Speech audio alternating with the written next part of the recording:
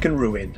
Originally a comics-only character for the Marvel UK G1 comic, he eventually got a smidge more character development in IDW's books before hitting the big time by showing up in the Cyberverse cartoon in 2019. And what happens when you hit the big time? You get an action figure, baby, yeah! Now this figure is pretty good for a simple Cyberverse figure. His back spoiler pops off to become a neat little handheld weapon, and he transforms into a green rectangle, so I'm not even going to bother filming that. But best of all, his pop-open cyber armor gimmick displays helmet-style coverings that emulate his original Marvel look. Now as soon as I saw that, I knew I was destined to spray paint that shit green.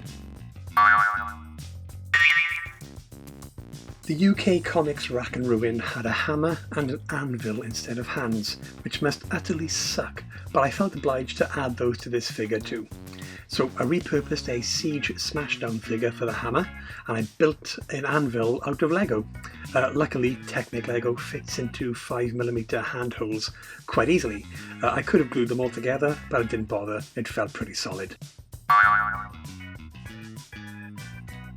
It was a bit dicey to remove the armour, and I still wanted it to be able to flip open to retain the transformation. Not that I ever intended to display him in his vehicle mode anyway, but there we go.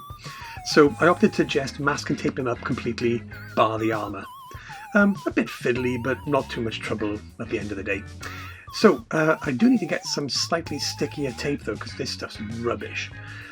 I also taped up the handles for the hammer and the anvil to ensure that they didn't get sprayed, as it would just scrape off when putting them into the hands anyway.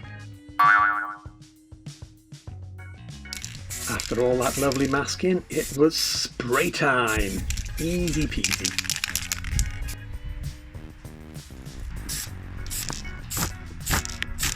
Oh shit, my phone!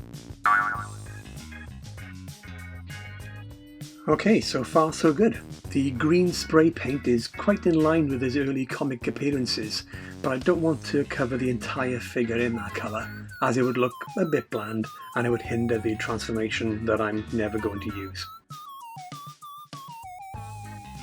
So it was back to mask and tape, and I removed the arms and legs and hammer and anvil to mask off certain areas just to give some more spray painted accents to the limbs.